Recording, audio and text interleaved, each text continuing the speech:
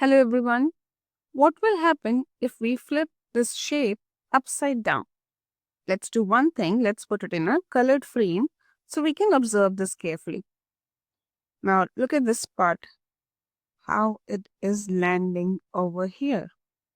Did you notice when flipped upside down, it landed perfectly on itself? Have you ever noticed how some shapes look exactly the same even when flipped upside down? This magical balance is called point symmetry. And today we'll explore how it works, where it shows up, and even which letters of the English alphabet have it. If a figure looks the same when seen from upside or from downside, that is from any two opposite directions, it has point symmetry. But there is a quick way to check it.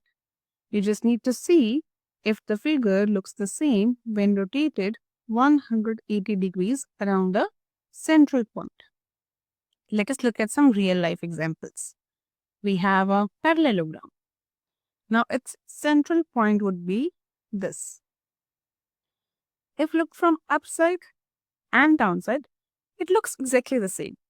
Let's also check by rotating it around this central point by 180 degrees. It looks exactly the same. So it shows point symmetry. Then we have a star whose central point is this. Once again, when rotated by 180 degrees, it looks exactly the same. Then there are many logos and patterns which also show point symmetry. There are some letters of English alphabet which also show point symmetry. Let us look at them. We have X, H and I. When rotated by 180 degrees, they look exactly the same. Then there are few others which at first glance might not look like they're showing point symmetry, but they actually do. Let's rotate them. See, they also land exactly on themselves. They look exactly the same and therefore show point symmetry. Now let's do a little exercise. I'm going to show you some images and you can just pause the video and see for yourself if they show point symmetry or not.